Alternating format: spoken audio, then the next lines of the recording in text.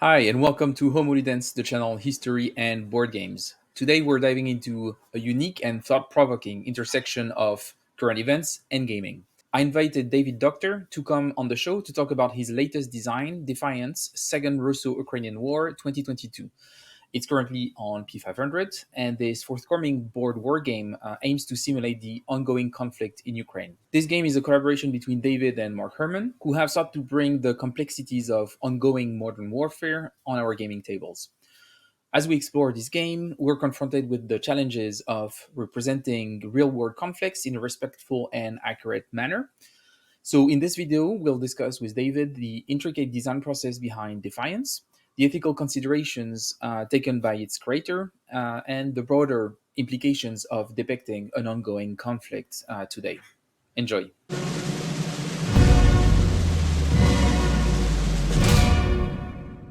When and why did you get into historical board games or war games?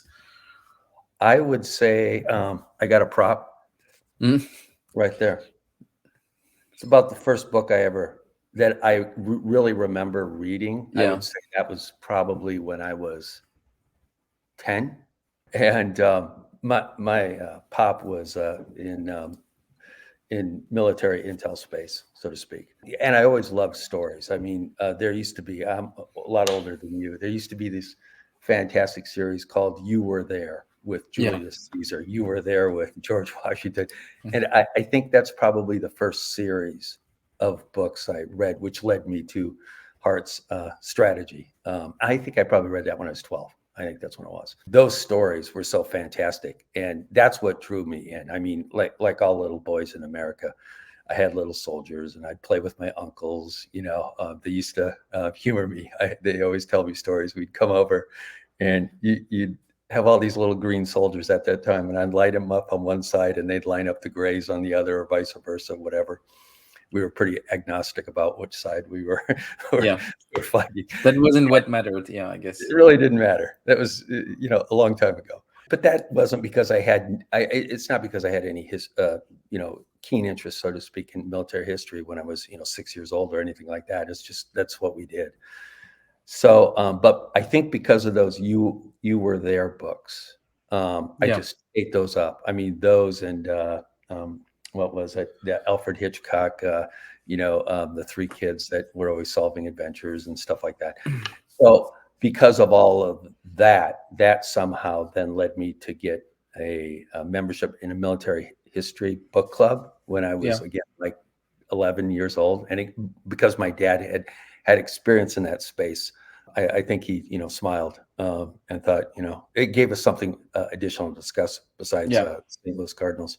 And then I tripped over that book by heart on strategy, which I think pretty much has set the direction of my professional and a big chunk of my non-professional life since. Yeah. Was so, and it's such a fantastic book that then led me to we used to have these stores called Sears and Pennies in the United States, Mm. where it was pre-Amazon age. And at the Sears department store, my mom would grab me. She had to go get something, and she'd go, "Okay, you know, don't get into trouble. And here, you like this stuff. Go over here." And that's where they had books and adult games, but adult games aren't what adult Yeah, games. what we would expect. It's like it was like, what are you Exactly. playing, David? Like, That's right. So I would always get dropped off in that section, yeah. and one day I stumbled across Panzer Blitz because Oh, it all started so, there then. so that's how I got started and then I think I was probably in seventh, eighth grade. So what, 13, 14, somewhere in there. Yeah. And I looked at the cover, and of course it was in cellophane, so I couldn't get at it, but I could read the back, and I looked at the cover, and I think somehow, it triggered, well, maybe this is like related to what Hart wrote about in strategy, Yeah. but a little different. And it was fantastic graphics, right? I mean, it's a incredibly iconic image, so I got the game, and that was that. I mean, I was like, this is the space. This is, you know, all the bits, Yeah. and, trying to figure out models in your head and how engaging. And then at the same time, given that I'm of that age, we were constantly inundated by Hogan's Heroes, and it was all over popular culture. That's sort of how I ended up You got getting into into it. it. Yeah. And the other thing about it too is that I was moving at that time. We moved from St. Louis, Missouri to Fargo, North Dakota, which is a great place. Because I was moving and because I was at that awkward, horrible age for boys, eighth Hmm. grade is like the worst possible So time. eighth grade is 13, 14. I would say, what is that? Maybe, so you graduate in 12th, you're 18, 17, Yeah, 16, so 13, 15, 14. 14. Yeah, Yeah, yeah. right in Yeah, there. that's the worst. That's the worst. Yeah. I Worse, said, but yeah. and because I was moving, I've always been an incredibly outgoing person. But even given that, it's still tough Yeah. when you change at that time in your life. So I just like poured myself into Panzerblitz 1776, which was fantastic because that's operational strategic, and I'd Yeah. much rather spend time there. I've never really been interested in tactical stuff. It was like my salvation, I would say. You know what I mean? Is like I could just be in my own little world, and then I could get books on the American Revolutionary War, and it just fed on itself. And Yeah, it was an outlet for you to also explore other topics like history that you, yeah, that everything. you were, yeah.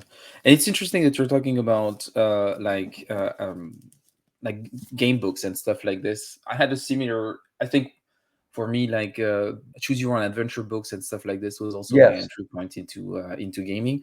And actually, quite recently, in the UK, I think it's in the UK. Yeah, because it's Penguin that's doing this. They started those. I don't know if you've seen Oh. those, but they started a small series of book like this. So this was the first one by John Mhm. Buckley. They released a new one on World War I, and it's really interesting because it's pop history. Like it's you don't Right. expect something that is super advanced or anything, but it is well documented. You have primary sources in it that explain the context and everything, but it puts you in the it plays with alternative history. Like it explains Sure. you a specific situation during World War II. It tells you exactly who you are and what level of decision making you're making. It gives you all the information that existed at that time for that Right. person to make the decision, and gives you three options. What do you want to do? And then That's cool. you have three alternative, and you see what happens. Two are alternative and one is what actually happened. And it reminds me of this. It's not as interactive as the books that we used to play with as kids, but I feel like it's a really interesting thing to see Penguin engaging with history in a playful manner like this, Hmm. like introducing some elements of play, even if it's very simplified role play, but still having this. I think it's really interesting. But I don't. You haven't seen those yet, right? I heard about them, but now Yeah. after this is over, make sure you send me the link to that Yeah, because sure, I will. So I only read this one. I haven't done the World War I one, but this one is really good. It has some really interesting question as the UK over the question of strategic bombing and its efficiency, and it helps you explore this. And I think for UK public, it's also quite interesting to see the differences of approach between the Royal Air Force and the US Air Force, and maybe reconsidering some strategic decisions that were made at the time and their impact. So it's yeah, it's there's pretty well made. Yeah, if they, on that note, I mean, one of the best books I've read, in the last 10 years, Fiery Peace in a Cold War, yeah, which is about LeMay and the strategic bombing versus nuclear missiles versus bombing, and yeah, it's written by this, what's the guy's name? He's a fantastic dude from New York Times, Sheehan, I think maybe is yeah. his. He's got incredible. He also has an incredible book on the Vietnam War, which I think is like the definitive one.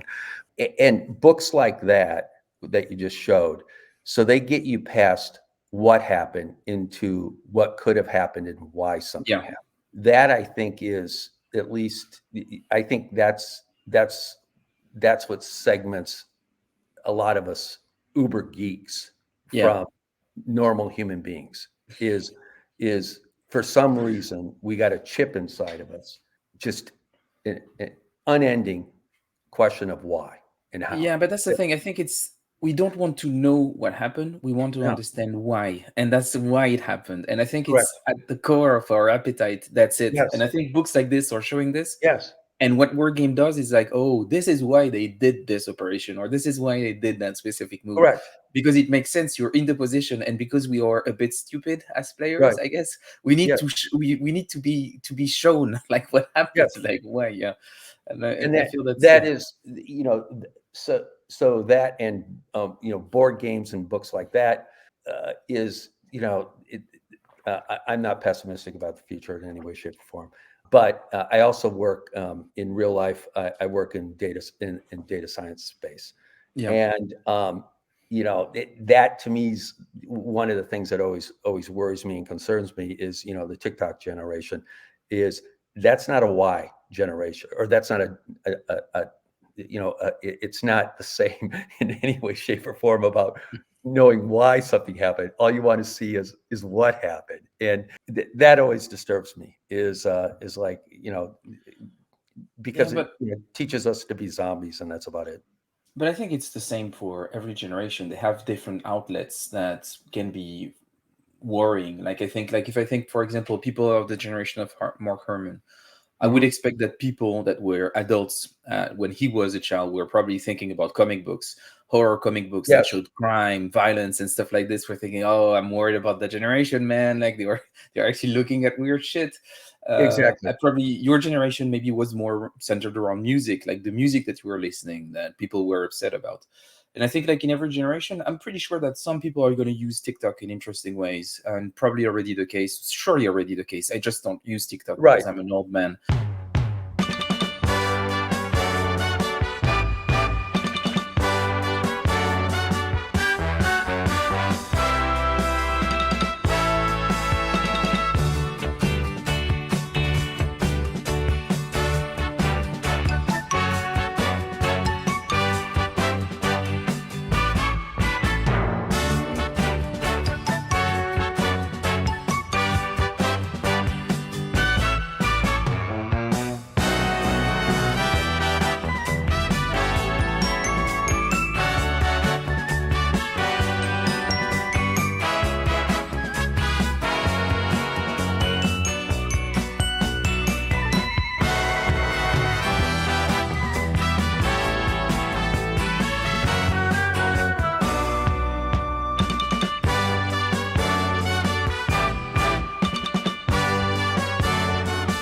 But Yeah. yeah, of course, it's industrializing doing something stupid. Fair enough. Mhm. But I think we've had that before. And what I hope, and my hope would be Mhm. like something like this, something good might come out of it. Within all the bad, probably a lot of Right. bad things, but there would still be a part of those people that would be like, still asking why, still using a platform in unexpected ways, and might come up with ideas that we would have never had. So that's why I try to stay optimistic about those things, even if sometimes I have the doomer in me. I'm looking at TikTok, I'm like, man, Yeah. this is bad. But then if you Yeah. put things into perspective, you're like, Correct. well, it always been bad. It's always been bad. So, It's always been bad. yes. It's So always been maybe bad. it's okay. But yeah, maybe so. The reason why I invited you is because you have Defiance on P500. Defiance is a game about the current war in Ukraine that you are co-designing with a friend of yours, Mark Herman, and friend of the show. He's been here quite often, and this is why I told you you don't need to bring him again. I Yeah. never had you. I had him quite a few times. He's gonna be back again. Like he's almost a co-host at this point. It doesn't. Like, we don't need to have him in. I feel. He did the same thing with my Guns, Dice, Butter podcast. Yeah, he Yeah, came I over had and him on. over and over. Yeah, Yeah, I had him on once, and it was like, he got to be like, when are we doing another one? When are we doing another one? It's like, okay. Which he yeah, is, as you know, an incredible personality. He tells yeah. story, he tells narrative. He's just a fun guy. So He's a storyteller, that's and what that's he why I is. was. Yeah, I think he really is, and that's why I was really so excited by his new combat system in Rebel Fury, because Hmm. I thought that the system was good, but my main frustration with it was when I was playing either Gettysburg or Napoleon 1815 Waterloo campaign, is I thought the combat system was pretty dull, and I was like, it's such a missed opportunity. The system is innovative. Mark is showing us that with hex encounters, you can do something radically different. With something really old, you can still innovate within that framework. Hmm. And then you go to combat, and you're like, something is missing. And then in Rebel Fury, he introduced what I think what makes him a strong designer. In this, introduced like a storytelling element. It's like, oh, you're in Hmm. that position, so actually you were like this, and then you're going to roll the dice, and this is what's going to happen. It felt a bit like almost, well, like make your own adventure books, like you're rolling a die Yes. and you're going to figure out and I was like, whoa, this is exactly what this system needed, and got me super excited. I was like, yes, this is the right direction. But yeah, I, I really believe he's a storyteller. I think it's a good insight too. Your example about the combat systems. So, Mm, and because we're doing an article in the background related to Defiance on combat systems, so to speak. And so I've been plowing through the last few days again, going back to the original Avalon Hill, the beautiful table where I think 3-1, you had to get yeah, to 3-1 on a one. It was an exchange. That's the only way yeah, you could get mucked, so to speak. And that's it. If you had 4-1, it's guaranteed. Don't worry about it, yeah, right? But you take a system like that, and there were also no die roll modifiers. And I don't think there were any combat shifts. There may have been, you were doubled if you were in a mountain or something. I can't yeah. remember. So I There's think if I remember well, so you didn't have die roll modifiers, but I'm thinking about D-Day, the D-Day that was released in the new version, the second version in 1965. You Mhm. had that idea of the CRT. You need to reach 3-1 to ensure a damage, and there was no DRM. But what you could do is, depending on your position, you were gonna be able to double your defense factor Yes. as the Yep. defender, and that That's was it. Yeah. and that was it. And so, one of my favorite games of all time, and myself and my mates have played it until forever. Empires in Arms. Mm, So, Empire in Arms, what it does is it's an opera, and its combat system is a part of that opera, where the story it creates from engagements, operational engagements, is worth the price of the admission. I think that because I'm not a designer, because I am a gamer, yeah. I only dabble in design. I don't know how to elegantly replicate that amount of opera with low rule overhang. Yeah. Um, and I think Herman obviously is a designer. I think arguably, one of the top, I'd say top five, easy that the hobby's ever produced. Yeah. So he knows how to do that elegantly, and I constantly push him because in our discussions, you take a look at a game, Pacific War or For the People or Peloponnesian War or any of those. There's there's a big barrier to entry for those Yeah. games.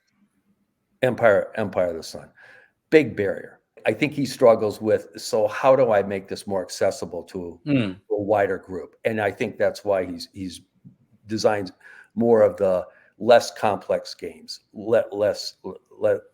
the last few years. I'm always yeah. pushing like, hey, mate, your knack is in simplifying complexity and bringing that all together. We want your heavier games. I don't want don't do the simple stuff, but Well, on this, I agree and disagree. So I agree that his power is he's able to make really complex games simplified and streamlined in Mhm. their system. And I think that's often a criticism that designer refuse to understand. I was having this exact discussion about a game that was released by GMT recently. Not gonna Mhm. name the game to not like put another coin in the drama thing, but it was a game that is built on really good bones that could work, and just took the bones of a pre-existing game and added so many layers of added chrome and stuff like this. And I was like, this is not making the game complex, it's making it convoluted, and you're actually missing the point. You can make really complex game, but you Right, can still think as a designer, structuring it to make it an elegant and effective experience.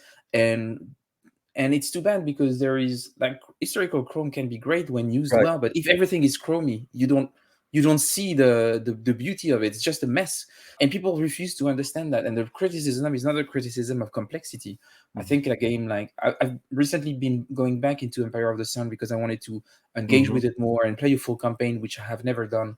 And I'm always amazed by, yes, it is a beefy system, Mhm. but when you're in it, you see the like once you start to wrap your head around it, you do see the elegance of it and Yes. everything that it does in so few steps. Of course, it's a lot. I would never say to anyone it's a good entry point into the hobby. You really have to put the Right. effort to get into that.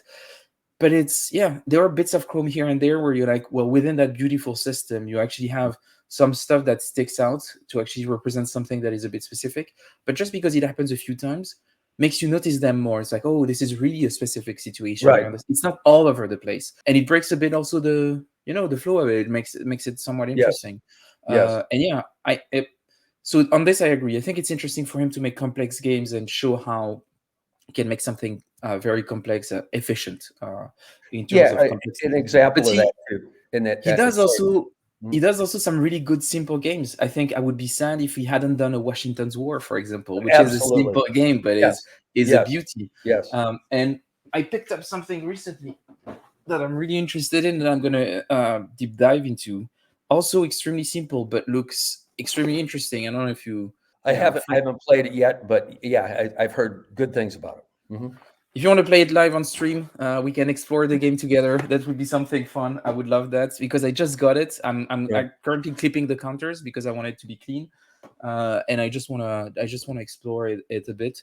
And then after that, I would like to play the new version from Compass because he did something with the combat system that I want to Mhm. see in there. But I want him to do this too, also because I think that having introductory war game from Mark Herman is also a great asset for us as a community because we Yes. have high quality entry points.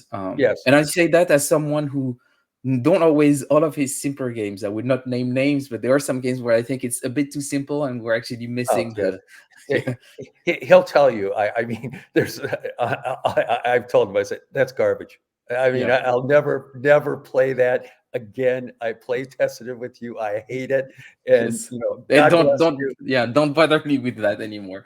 But Right. yeah, anyway, but so what you got him into, and because I wanted to talk about this working relationship. So you came with your gamer hat, you rely on his designer acumen, and what you're asking from him is, I want a game on Ukraine, but I want a beefy one.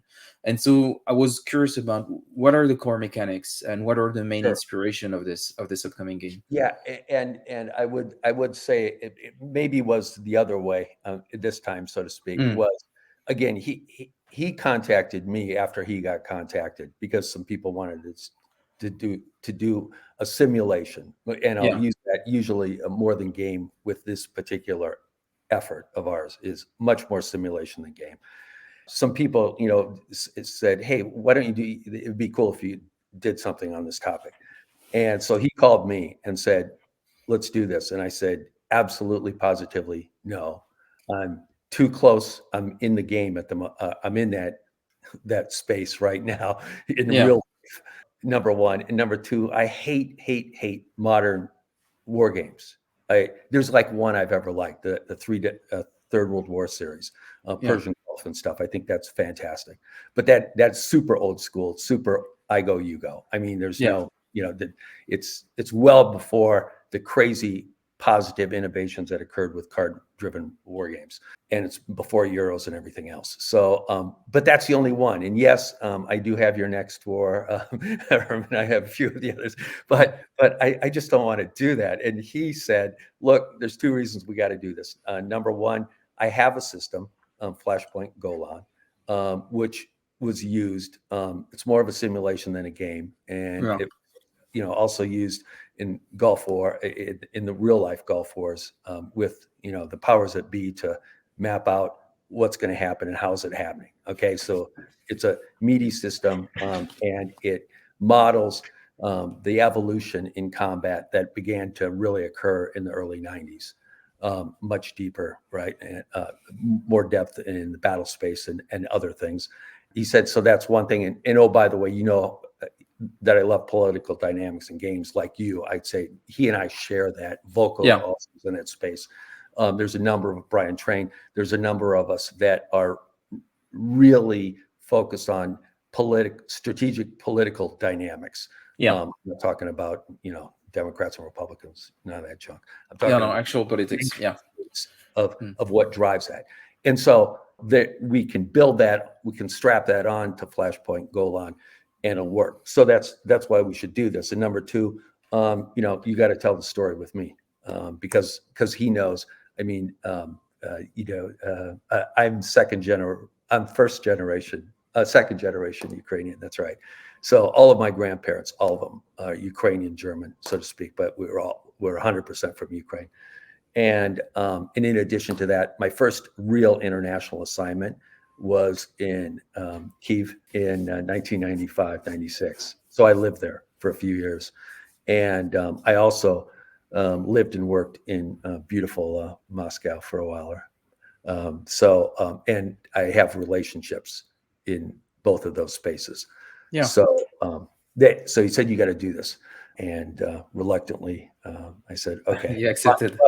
But you, Herman, you're going to do the vast preponderance Yeah. of design work. I don't want to do that. And so, of course, that didn't happen because Classic.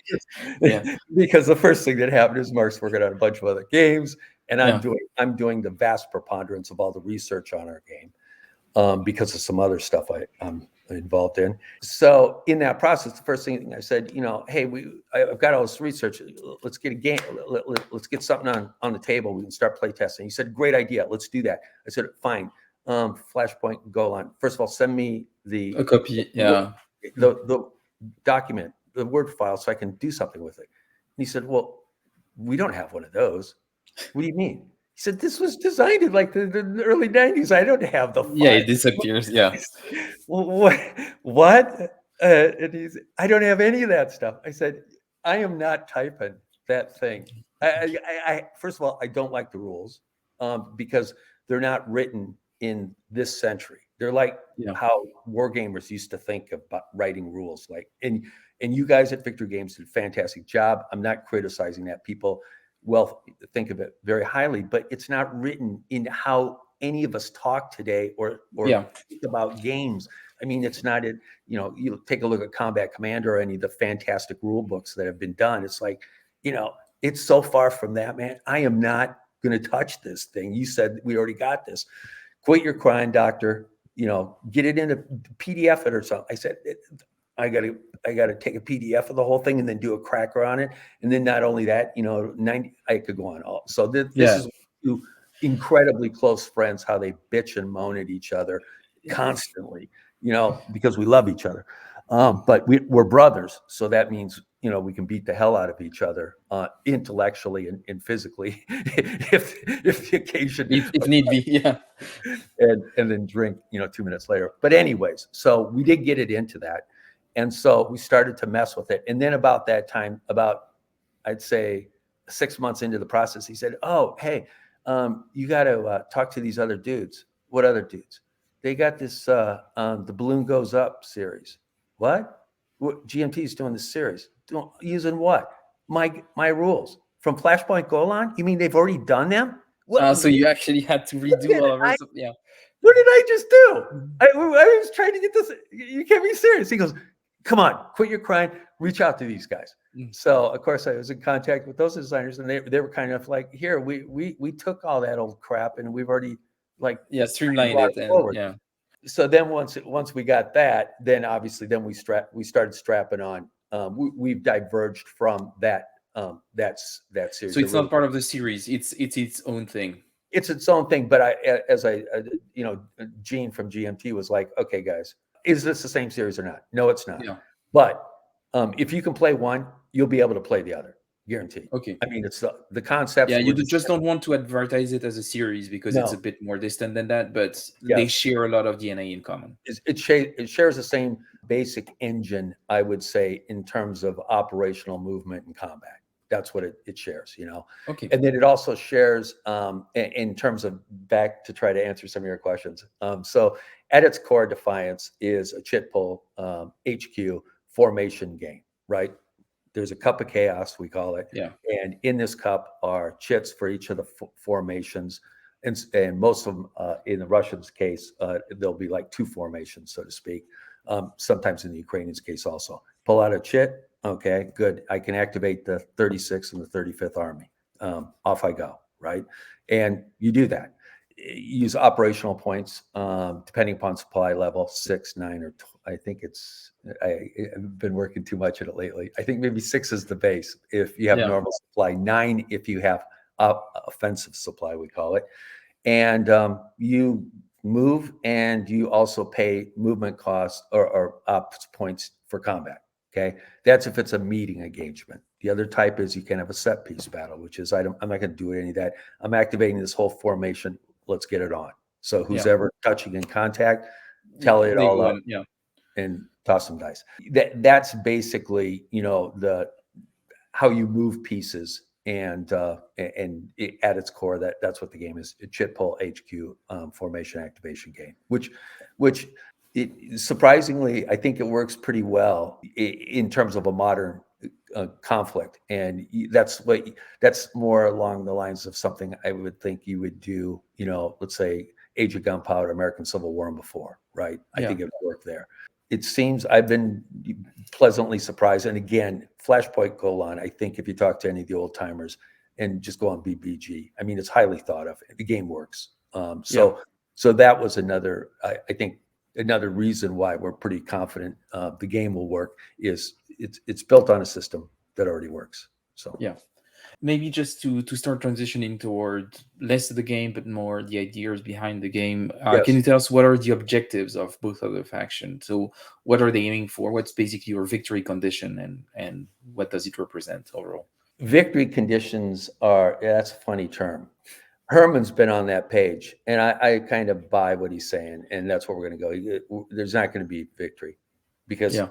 it's performance versus the case that actually happened, right? Mm. Which a lot of games really are. Is Yeah. you could Which I think argue, makes sense. It's like, did you, like, going back to what we're talking about, this book, like, did the decision that you made generated an outcome that is better than what historically happened? that's Do right, you, better for the respective sides, right? yeah.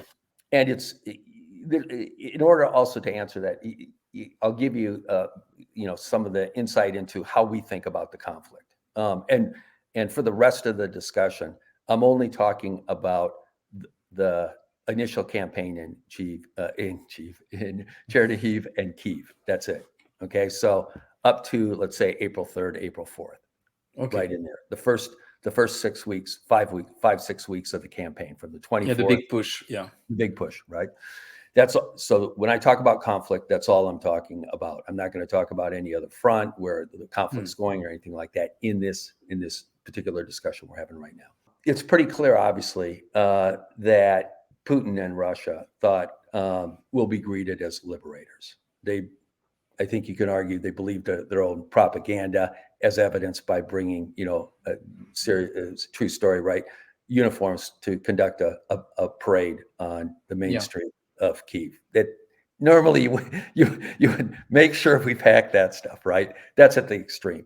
And obviously, there's been the amount of supply they had with their units and how they were going to do that off of a rail network.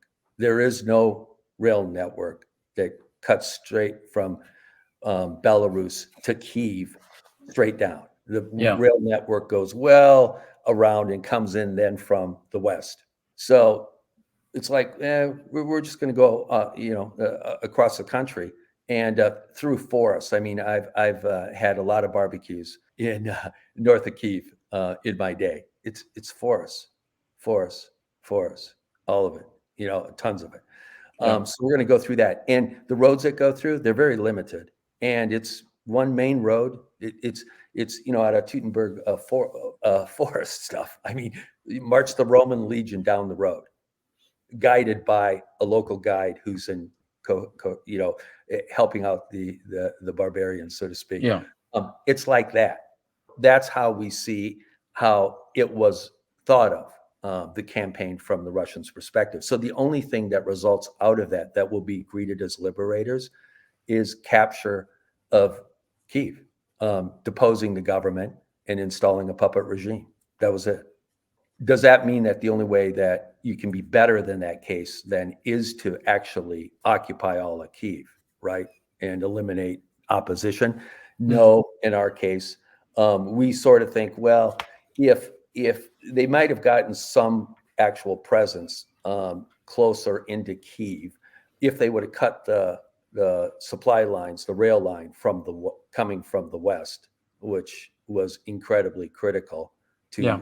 resisting the opposition, which they were unable to do. That's probably better than the base case.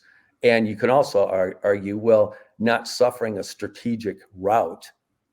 I mean, the Russian army in the end just made a decision collectively, Shoigu or the brain trust, that just decided this is going to go. This has went really bad.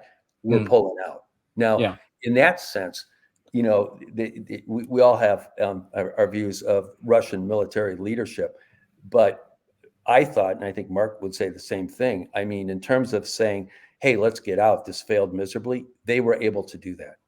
Yeah, and that requires also a lot of a high level of rationality, and also being objective on the current situation, and being able to like reconsider that kind of thing Yeah, you is show because, me yeah, show me a major power that's went to war, went for a capital to depose a government, and within 5 weeks said, this didn't yeah, work. We're going to try not worth something. it. Yeah, yeah, Who does that?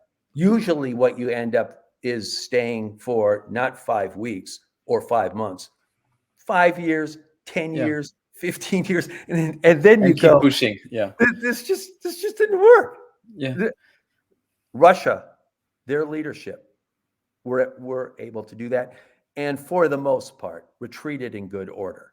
Now mm, there were units left behind. It is also pretty surprising the amount of troop mutinies that yeah, occurred early in the campaign, and they continue to. And troop mutiny is not we're marching on Moscow. Only one of mm, those has happened. But I mean, we're not going to fight anymore. We're going home to Belarus in that case, as opposed to Russia. And yeah, units just did. They just powdered. They said, there was yeah, a not great for case. us. I think it was a 37th motorized, I think, if I remember correctly, west of Kiev. They got, totally beaten by one of the Ukrainian units, maybe the 14th Mech. I can't remember who did it. But anyways, the Russian troops took their commander and ran over him with the tank. I mean, I mean, that kind of mutiny. Mm, This is horrible. You don't know what you're doing. Where's our supplies? I could go on and on and on. yeah, And that happened in a number of cases. So despite all of that happening, Russia was able to pull out of this incredible debacle, disaster on that campaign, and reconstitute itself. And uh, they're in the war today, 2 years later. So that's we have to somehow. That's what is success for them essentially. Is either maintaining some presence close to Kyiv, cutting the rail line. That's probably when we close and lock on that, and then obviously we're giving points, so to speak, for accomplishing certain things at certain times. And on the Ukrainian side is really the opposite of that, is trying to prevent that from happening. One of the things that happens in the game too is that you get a situation card in each turn. So there's 10 turns, yep. And you can get 1 of 3 cards right now. We'll maybe put more in later. diversify a bit. Yeah, That's it. And one is basically the base case, and one is slightly favors the Russians, and one slightly favors the Ukrainians. As a part of that, that's what moves our political tracks. mm, That'll say one left, one right, whatever, right? That moves political tracks. And then it also gives a mission, so to speak, to each side for that turn. And if they accomplish that mission, good things happen. And if they don't, not good things happen. yeah. As in, you get more logistics points. So the other fuel in the game really is logistics points, which each side gets, and you use them to buy activation chits, repair your units, accelerate when reinforcements arrive, stuff like that. So that's more of the operational strategic choice you're making each turn about your side. And talking more about the approach to the design, because obviously I think that when this game was announced, there were some more ethical questions that were raised, like Mhm. making a game about something that is happening right now, which I think is fair. Mhm. And I think it's good that we're having those discussions. We have some examples of games that are doing the same thing, that are very popular in the hobby today. but generated that same kind of discussions when they came out. Like we could talk about A Distant Plane, for example. Like it was in the US, an ongoing war, still with some casualties and everything. This one is even more so the case because it is very hot. Like it is a very active conflict. It is not just a low level of insurgency kind of war. Like there are a lot of dead every day Yep. over there. So given the nature of that conflict, the fact that it's moving, ongoing, and you have people that are suffering from it right now. What are the kinds of consideration you had in mind when you started designing the game? Things that you wanted to be careful about regarding the representation of what you were doing, but also like taking into account people's suffering that are happening right now and how they could even themselves react to it. What was the thought process behind this? How did you tackle those ethical questions, dilemmas? I'd say the short answer is to pay proper respect to the conflict we are modeling. Mm-hmm. This is that's really at its core, is to know the story well enough and to do enough research, and then to treat things in our view a proper light. So I'll give some examples of that. Obviously, there have been significant war crimes, almost exclusively on the Russian side. Evidence, don't take my word for it because I'm not the one that actually tracks those. But you can, obviously do research with any of the main organizations in the world that track war crimes. You talk to the people in The Hague too. They're putting together a pretty good case. With those war crimes, how do you reflect that in a simulation? Again, this is not a Candyland game. This is more of a simulation, and that's also the basis that Mark really approaches it, because professionally he works in that. He's worked in that space for 4 decades, helping the U.S. military and other militaries think about things, of how things should be modeled, right? What do we do with that? And with war crimes, so to speak, is it an occurrence? Do you allow, players agency over deciding to commit war crimes? In our opinion, no. An example of that, Richard Berg told one of the greatest stories ever about this particular subject with a campaign in North Africa, or the campaign for North Africa, the beast of all beasts, right? Yeah. And when they were playtesting in New York, just a few miles from here, when they were playtesting, one of the players came up with the innovation of putting the prisoners of war in a particular terrain that actually was subject to bad weather that would get flooded out. Yeah. So then you didn't have to feed them anymore because they're all dead. And so Berg looked at that and said, "No, we're not going to allow that." What do you mean? That's against the rules. We're not going to allow players to commit war crimes. That's just what we're going to do. Okay. And so in our view, you don't give players agency over that, but it is something that happens as a result of engagements and stuff. Yeah. And so then what's the cost of that? In our mind, the cost of Russia committing war crimes, and this, what we're talking about, is to increase the strategic will of NATO and Ukraine to resist. When I say we're trying to pay homage to the conflict that's occurring, that in our mind is, we don't whitewash anything. You don't leave stuff out that we think is critical to explaining what happened. And I think it's safe to say that the outrage that occurred in Ukraine and NATO is directly correlated with the massive ramp up in aid to Ukraine because of that. Yeah. And it's interesting. So I understand your point about being true to the conflict, but that's, for me, it's opening up to the natural follow-up question that I have to this. That's the question of the sources. Of course, we live in a time where we actually have in real time access to a lot of information, even some positioning of the units and everything. So that's a lot. But there is also a lot of information that is hard to differentiate from propaganda. Yes. Like in every war, propaganda is prevalent. This one, like anyone else. And we know, for example, both of you are designing from the US. And you're like in your own social context, more closer to the U.S. Security and defense Yes, ecosystem that has been proven in the past to not always be very objective, to also sometimes delve in propaganda themselves, not being very true to. And how absolutely. do you so without the fact that you can take a step back and have the benefit of time to actually make sure that the information that you're working with is actually valid or not? How do you handle that? How do you make sure that you are Sure. true to the conflict, knowing that there is so much propaganda happening about this specific event right now? Yeah, and it even gets messier too. I would say, as you know, I mean, I stood up a Twitter feed, totally unrelated to this. I was again the night of the war occurring. Some people that know me well in Ukraine and in the United States said, stand up a Twitter feed and do the type of analysis we know that you do, and that's it. Mm, Just go from there. And what do you mean? Cover the war, man, like you'd cover like you do your other stuff. And so because of that, that actually led me into some really interesting contacts where I think some of the data we get is pretty good.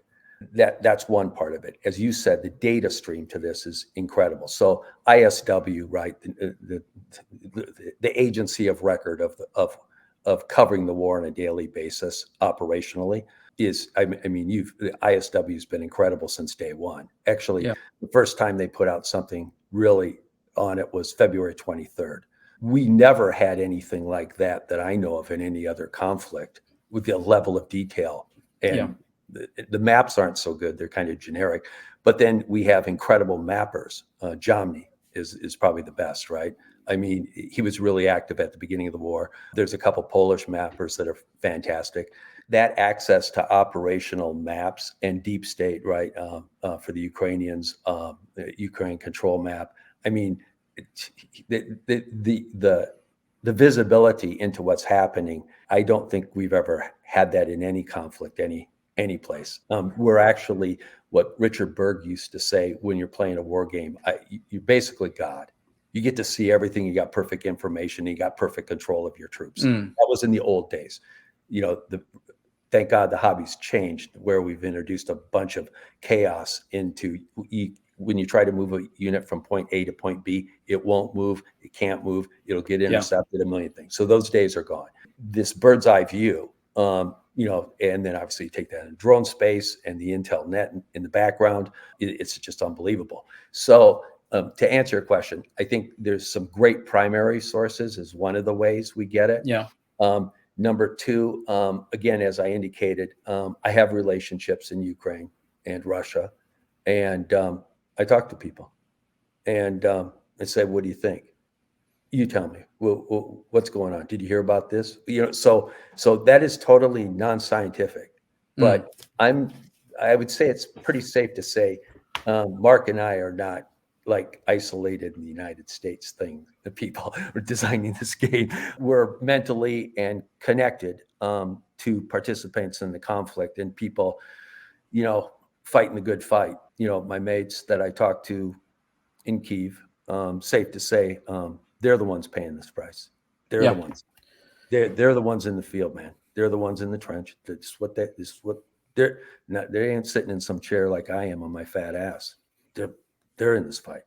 That kind of data is used to supplement some of the firsthand stuff we get.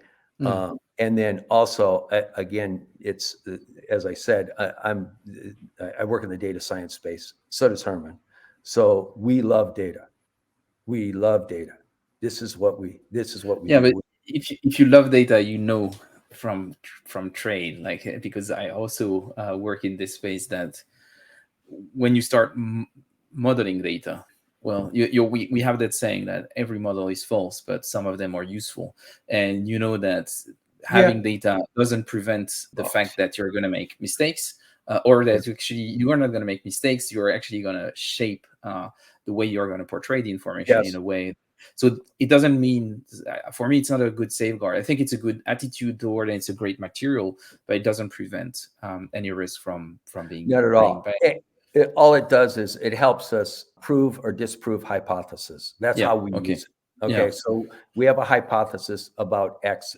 happened in the conflict, and this is why. So what do we have that may or may not prove it? Okay, let's run some things. Okay, we're off. Let's do something else. Because we've been following it. I personally have been following it really tightly in terms of, Yeah. I would say, where units are and data from September of 2021, August of 2021. I would say we opened up a log on it, is how I would describe it, of tracking it, well before the conflict happened, get a feeling of how it was going to play out. There were, there's obviously a number of us were thinking this is going to go down, and here's probably how it'll go down. So because we know other people, they said, well, why don't keep an eye on it, so to speak. Yeah. So, Okay. so anyways,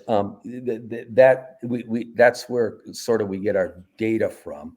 And even despite that, the data is incredible, is conflicting all the time. There is no OOB. I mean, this just came out, right? It's Yeah. not bad. It's not bad.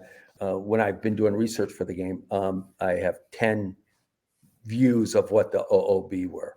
Yeah. I think, and I think I've put them on my blog on how we're designing the game on BG. I put them up. I put all of our references up. It's like, if you guys have got any better data, we're all ears.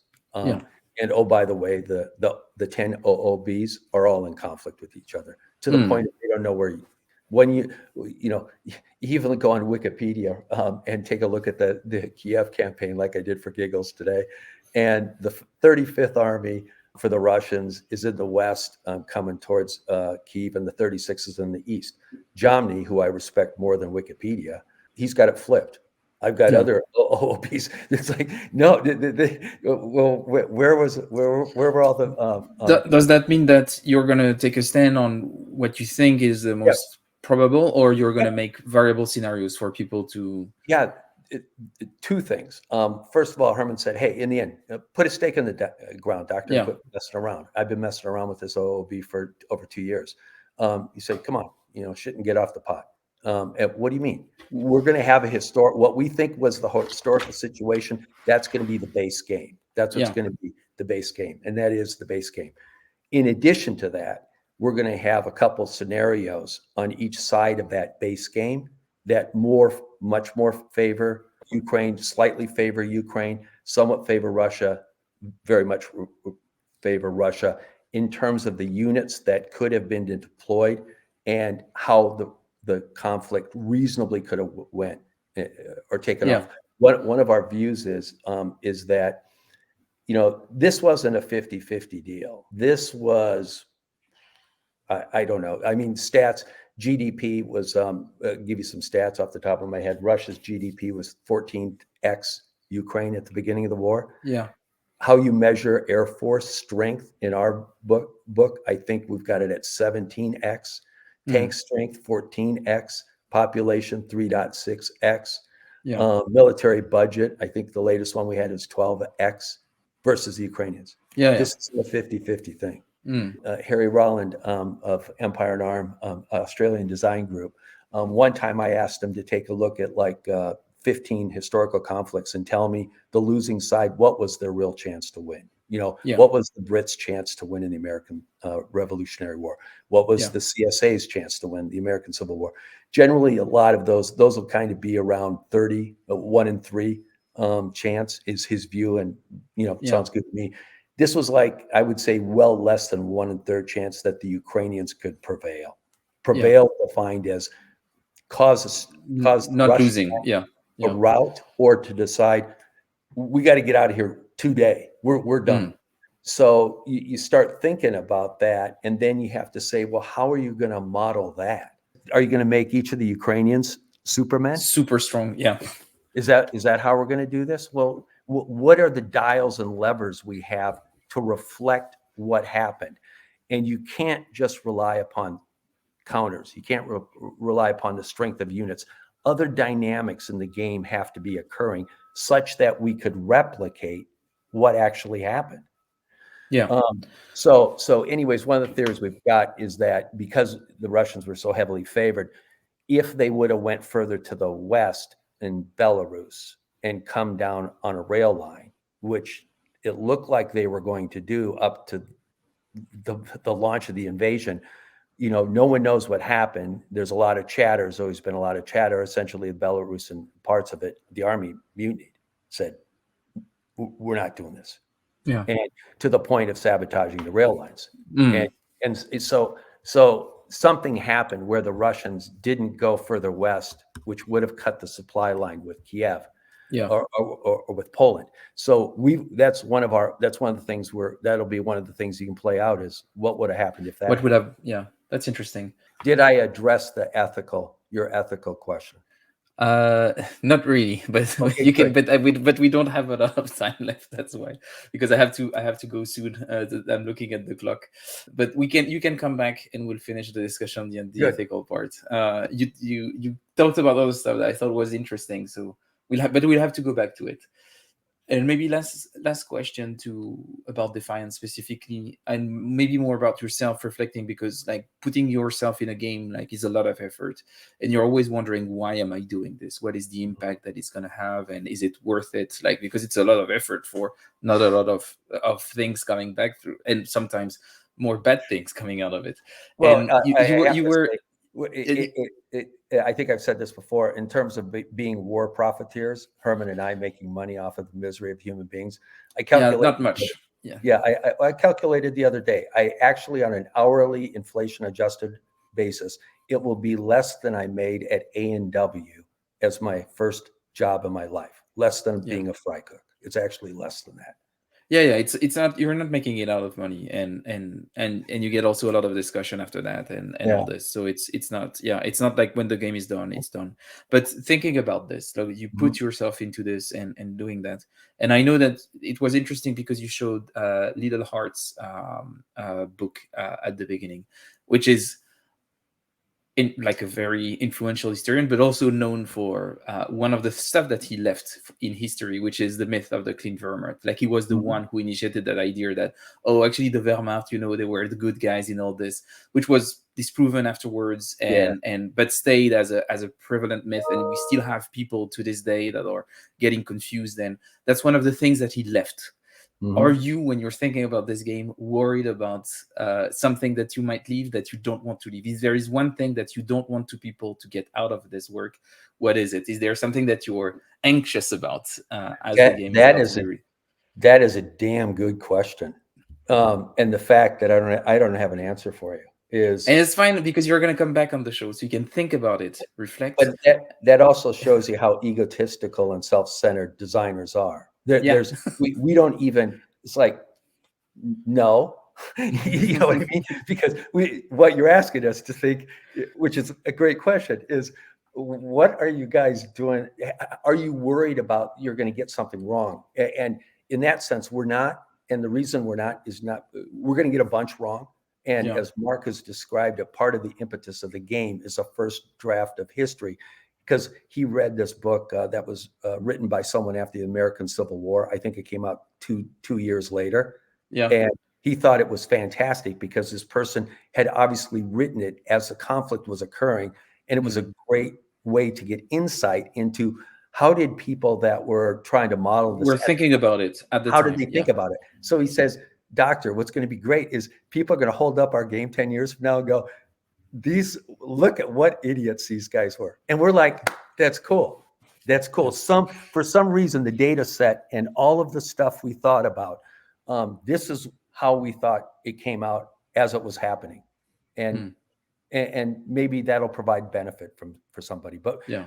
I mean, the reason that pushes both of us on, why do we do this, given the amount of time, energy, flack, and everything else? I mean, is we just think it's a incredibly compelling story that we hope to contribute to telling.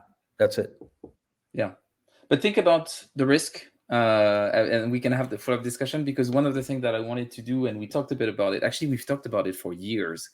If I look back at the emails exchange that we started having, I think we first had an interaction when I did the data analysis of card-driven games on BGG, their rating Wow. compared to, and we started talking back then because you liked the idea of modeling this data from BGG and Mhm. everything. And back then we started discussing about you need to come on the show to do Triumph of Chaos version 2, teach and play.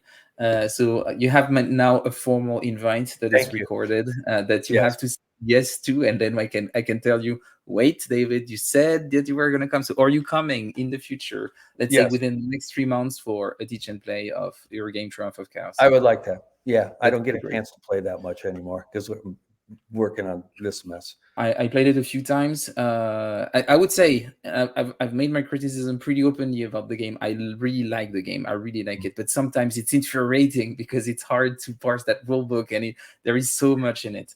But that's why also it would be fun to play it with you, and I then I can needed it. complain to you directly. No, Yes. yeah, yeah, and absolutely. I needed I needed a world-class editor of that rule book. Yeah. I I think needed I didn't have one. Yeah. if you ever do a V3, Mhm. I think having a very involved developer that can do rules editing and doing some rules development and everything, I think this game deserves it so much. Well, It's yeah, on yeah, thank you. And on that note, that's where we're blessed with the GMT stable yeah, is Bob Heinzman, who's a really close friend, has combat experience and is a fantastic gamer and does do development for GMT Games. So in the Downfall, yeah. he did develop that game. Mm. Um, he's the developer on Defiance, and then Oh, that's great. Kay is going to rewrite the rule book, Yeah, supposedly. Kay is So amazing at rules editing, there so you I go. think that So yeah, so luckily, hopefully, the people that purchase this game will be protected from the ridiculous way. from yours That, and Mark's madness. yeah, Yes. yeah, from that because you don't want us writing rule books. No. You just Because don't. that's maybe one of my gripe with Mark. I think conceptually in the game that he does, he manages to do very complex things in very efficient systems. But in Yep. the way he's explaining those systems, sometimes it can be very frustrating. So There you go. that's good yeah. So But yeah, that's another reason why we're feeling good about the simulation at the moment is yeah, because of the support behind us. Because mm, otherwise, that had been another reason I'd said we're not doing this game unless there's developers and editors on the side. I'm not doing it ever again. I did that twice with Triumph of Chaos, and I'll never design a game again without a good developer and yeah. editor. That's it. But good. You'll come back for Triumph of Chaos. Yeah, Super excited about this. Keep me posted on how the Defiance game sure. develops, and once you get final art and everything in a vassal module, we should do a teach and play ahead of the shipping. Do you have any idea of what's the stage of completion of the design? You would say by Sure. this date? What we're shooting for, originally, we were shooting to have the game published by the second anniversary of the war. We're going for the third, and I think the third is a realistic It's timeline. realistic. Yeah. Yeah, because that's a year from now. I would say the design at the moment is about 80, 85% solid, Yeah. so to speak. And then what ends up happening is we got to dump it into hardcore asshole play testing where Yeah. I people think are that's a good point. brutal, and we've had that before. That's what we want. We need with gamers we highly respect is tell us why this is the stupidest waste of time that's ever Mm, occurred. How could we yeah. remotely make this better? And so it'll start entering that cycle in the next, I'd say, month, hopefully, is where. Okay. Good. So But yeah, keep me posted and looking forward to it. Thanks for taking the time answering hard thank you. question when you did, because you avoided the ethics and you didn't have a question for my last one. But you'll come back and I will ask those questions again and we can figure it out. But thanks again, Yeah, David, for taking the time, and see you very soon. absolutely. Thank you for inviting me. Talk soon.